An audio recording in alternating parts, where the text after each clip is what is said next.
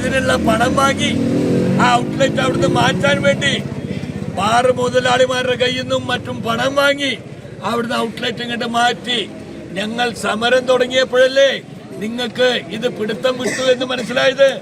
ഞങ്ങൾ സമരം തുടങ്ങിയപ്പോഴല്ലേ ജനം ഞങ്ങളുടെ കൂടെയാണെന്ന് മനസ്സിലാക്കിയത്? അപ്പോൾ നിങ്ങളൊരു പ്രഹസനത്തിന് സമരം ചെയ്തു. ഞാനൊരു കാര്യം പറയട്ടെ, ഇവിടുത്തെ ഈ നിയോജകമണ്ഡലത്തിലെ ഒരു ഔട്ട്ലെറ്റ് മാറ്റുന്നത് MLA അറിഞ്ഞിട്ടില്ല എന്ന് പറയുകയാണെങ്കിൽ ആ MLA ആ കസേരയിൽ ഇരിക്കാൻ യോഗ്യനല്ല എന്നാണ് എനിക്ക് പറയാനുള്ളത്. സാധാരണ ഇതുപോലുള്ള പ്രധാനപ്പെട്ട കാര്യങ്ങൾ MLA-യുമായി ചർച്ച ചെയ്തിട്ടാണ് ചെയ്യാറ്.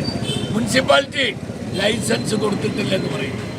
ലൈസൻസ് ഇല്ലാതെ എങ്ങനെ ഇത്ര ദിവസം പ്രവർത്തിച്ചു? അപ്പോൾ ഇതിന്റെ പിന്നിൽ വലിയൊരു ദുരൂഹത. CPM പണത്തിന്റെ പിറകെ പോകുന്ന പാർട്ടിയാണെന്ന് അറിയാത്തവരാരുമില്ല. ആ പണത്തിന്റെ പിറകെ പോയാലും ഇവിടുത്തെ UDF ഒറ്റക്കെട്ട ഇവിടുത്തെ ജനങ്ങളെ അണിനിരത്തി സമരം ചെയ്തതിന്റെ ഫലമായി ഇവിടെ പൂട്ടി.